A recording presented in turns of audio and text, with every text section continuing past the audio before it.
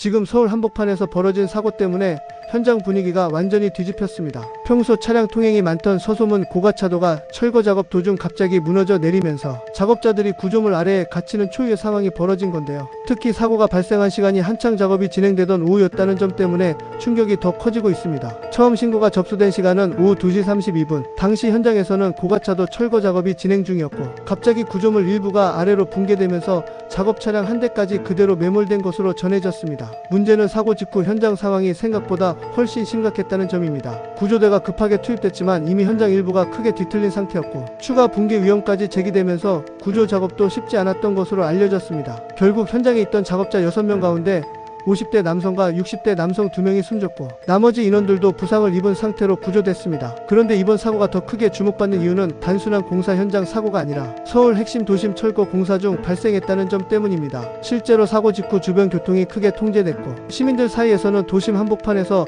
이런 일이 가능한 거냐는 반응까지 이어지고 있습니다. 특히 현장에는 서울시 도시기반시설본부 관계자뿐 아니라 외부 자문위원들까지 있었던 것으로 전해지면서 안전관리 문제에 대한 논란도 커지는 분위기입니다. 철거 작업 자체가 고난도 작업으로 분류되긴 하지만 최근 들어 국내 곳곳에서 대형 공사장 붕괴 사고가 반복되고 있다는 점 때문에 시민 불안감도 빠르게 커지고 있습니다. 실제로 온라인에서는 과거 광주 화정 아이파크 붕괴 사고나 정자교 붕괴 사고 등을 언급하면서 또 비슷한 일이 반복되는 것 아니냐는 반응이 이어지고 있는데요. 특히 이번 사고는 단순 낙하물이 아니라 고가 구조물 자체가 내려앉았다는 점에서 충격이 훨씬 크다는 평가가 나옵니다. 게다가 사고 여파는 철도 운행까지 번졌습니다. 한국철도공사 코레일은 서울역과 신촌역 사이 열차 운행이 중단됐다고 공식 발표했는데요. 사고 현장이 철도와 가까운 구간이다 보니 추가 안전 점검이 불가피했던 것으로 보입니다. 실제로 퇴근 시간대와 맞물릴 경우 시민 불편도 상당할 수 있다는 전망까지 나오고 있습니다. 그런데 더 큰 문제는 아직 정확한 붕괴 원인이 확인되지 않았다는 점입니다. 일부에서는 노후 구조물 특성과 철거 방식 문제를 언급하고 있지만 아직 공식 조사 결과는 나오지 않은 상태입니다. 특히 철거 작업 과정에서 하중 계산이나 안전 지지,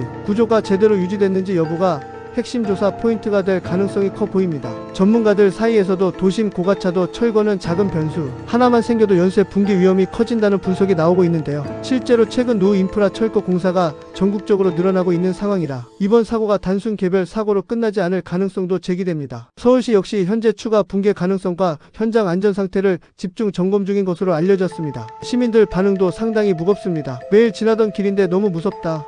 도심 공사 안전 기준 다시 점검해야 한다.